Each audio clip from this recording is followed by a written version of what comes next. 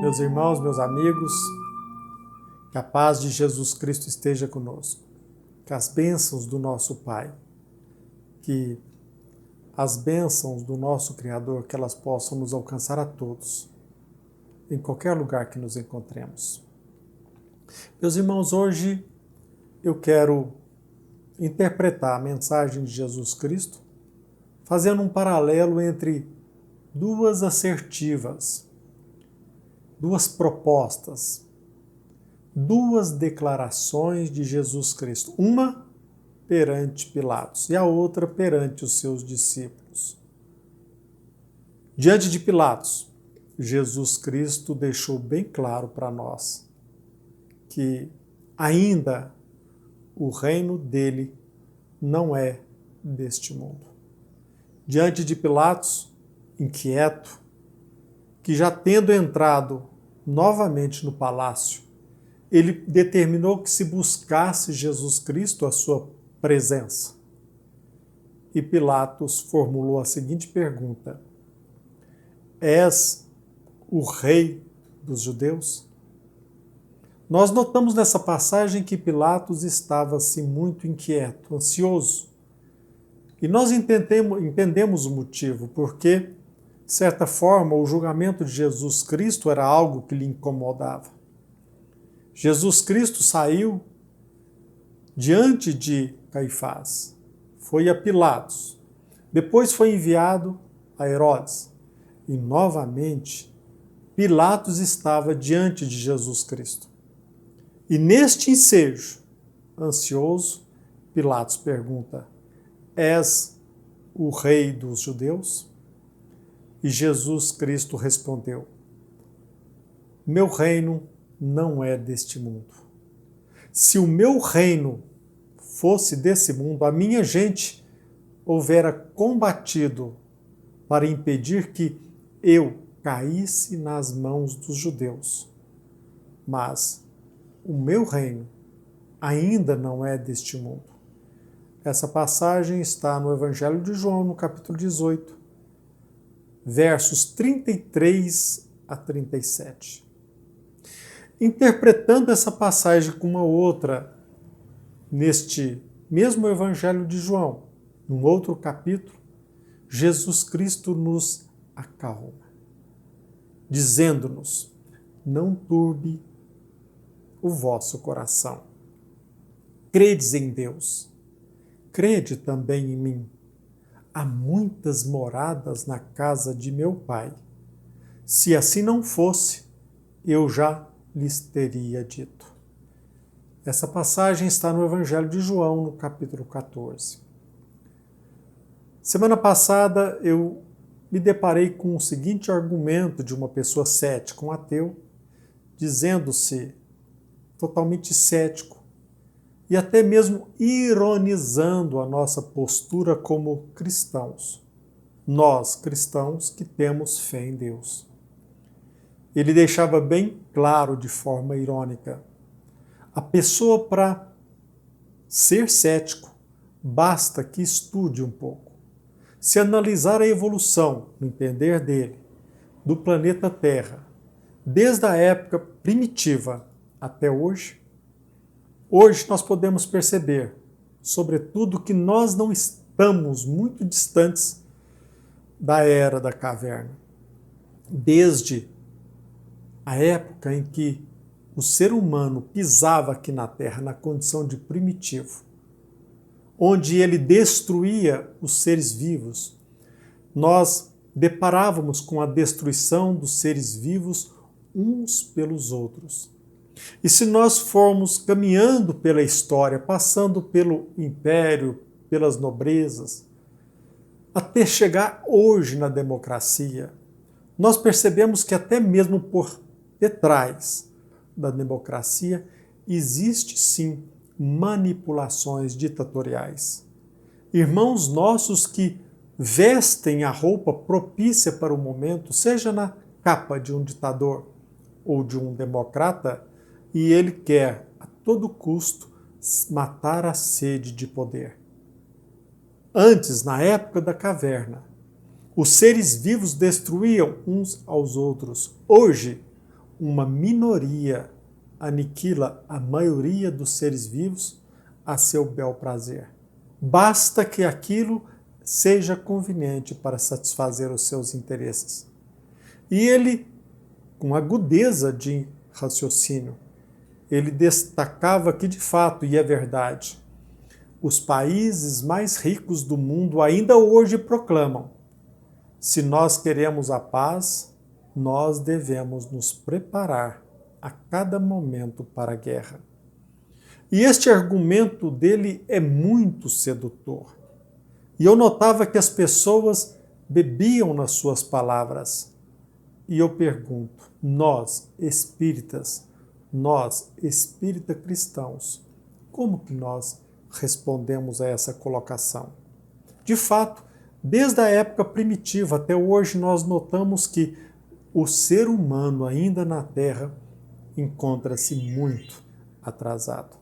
Ainda ele vive a cata da satisfação dos seus prazeres mais inferiores. O alimento, ou a tentativa incessante, incansável de alimentar apenas o seu ego, os seus interesses passageiros. Onde nós testemunhamos a cada dia, cada instituição, até mesmo hoje, em pleno século XXI, instituições que dizem representar o povo, criam ou estabelecem entre si diálogos, negociatas, em detrimento do povo. Hoje, principalmente no nosso país, onde nós levantamos a bandeira da democracia, nós notamos que, sobretudo a cúpula do Poder Judiciário, ela está ou se alimenta do propósito de ainda proteger verdadeiros criminosos aqui em nosso país. E nós não podemos ficar adstritos, vinculados apenas ao nosso país. A situação se agrava e muito, por exemplo, no Oriente Médio.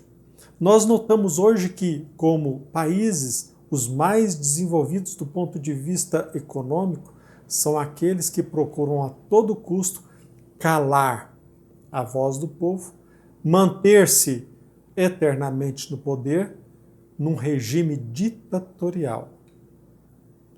Como que nós podemos responder a essa inquietude intelectual? Como que nós poderíamos responder a este nosso irmão que desenvolveu esse raciocínio que é bastante, sem dúvida, nós precisamos perceber, é bastante sedutor. Eu só posso, a meu ver, convidar a vocês a fazer um exercício na imaginação. Procure voltar, você, se tiver a oportunidade de ir a um colégio em que você estudou, desde o pré-primário, e procure visitar a sala de aula onde você cursou o primeiro ano primário. E testifique-se se naquela mesma sala de aula ainda se ministra aula condizente com a turma primeiro ano primário. Se assim for, perceba se o grau de maturidade entre aqueles alunos naquele colégio onde você estudou, naquela sala de aula, no primeiro ano primário, se eles estão bem mais evoluídos em relação a você. Pergunte-se se de fato a maturidade deles se diferencia bastante. Irás perceber que aqueles alunos, eles contam quase com as mesmas dificuldades.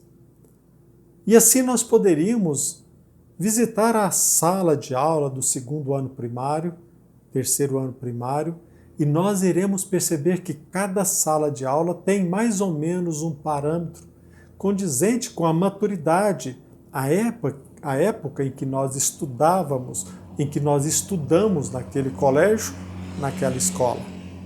Visite o seu colégio, visite a sala de aula, entre em contato com os alunos que hoje, em 2021, cursa a primeira turma primária.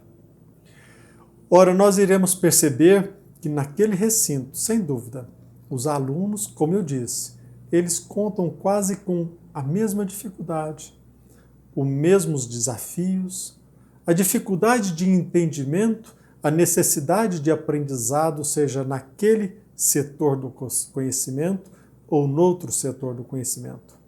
E nós iremos perceber que a Terra também, ela se nos apresenta como uma sala de aula. Jesus Cristo disse para nós há mais de 2000 anos, o meu reino ainda não é deste mundo. Quer dizer, ele se encontra num grau de maturidade tão avançado que nós aqui na Terra somos como crianças aquém do primeiro ano primário. E ele, sem sombra de dúvida, ele é um espírito muito evoluído que já se encontra em outras moradas muito mais avançadas. E ele veio ao nosso encontro nesta lei de solidariedade universal para nos ajudar, para que nós possamos crescer como aquele professor que se nos apresenta na sala de aula, para nos mostrar o caminho, para nos apresentar dicas, para nos ajudar na caminhada.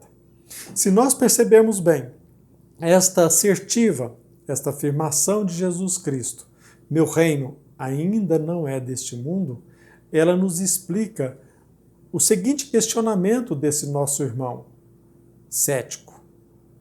Comparando-se essas duas passagens em que Jesus disse, meu reino ainda não é deste mundo, e a afirmativa de que na casa de meu pai há muitas moradas, nós iremos chegar à conclusão fácil de que o cristão, o espírita cristão tem e alimenta uma visão macro.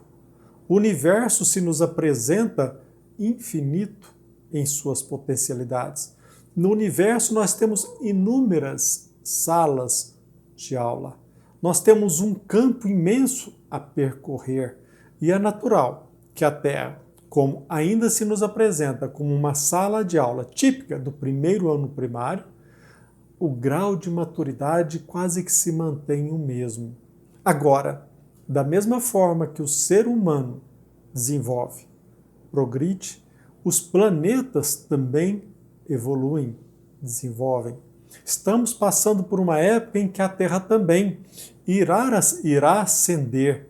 Na mesma sala de aula em que nós nos encontramos, nós iremos receber e permanecerá aqui espíritos que mantêm o propósito de ascender, não somente do ponto de vista intelectual, sobretudo emocional e espiritual. Então, meus irmãos, a inquietude que às vezes nos visita perante tantos desmandos, tantas aparentes injustiças, tantas moléstias, sofrimentos, nós aqui na Terra, nós estamos aqui num planeta, numa sala de aula, condizente às vezes como um hospital, noutra como um presídio, mas sempre com o objetivo de aprender e de curar. A cura representa a nossa evolução espiritual. A cura representa o caminho para a nossa verdadeira libertação. Jesus, perante Pilatos, disse, meu reino não é deste mundo. E perante os discípulos nos ensinou, não turbe o vosso coração.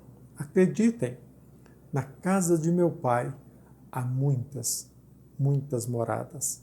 E o mestre complementa, não se inquiete, eu irei, mas prepararei para vocês um lugar digno da maturidade que vocês demonstrarem aqui no planeta Terra. Nós iremos perceber que o cristianismo, sobretudo sob a ótica espírita, nos mostra como uma filosofia magnífica. Nós somos espíritos imortais. Nós não podemos estreitar a nossa visão encarando a nossa vida como se apenas uma encarnação representasse toda a nossa vida. Nós somos espíritos imortais. E no universo, nós iremos alcançar a nossa ascensão nas salas de aulas condizente com a nossa maturidade. Façamos o possível, então, demonstremos a fé em Deus, a convicção no Criador, na sua justiça, na sua misericórdia, para que nós possamos aproveitar aqui na Terra, nesta sala de aula, todos os recursos para o nosso aprendizado e para a nossa ascensão. Que as bênçãos do nosso Criador, que elas possam nos alcançar em qualquer lugar que nos encontremos. Tenhamos fé, alimentemos a nossa convicção. A vida continua. Há muitas moradas na casa do nosso Pai.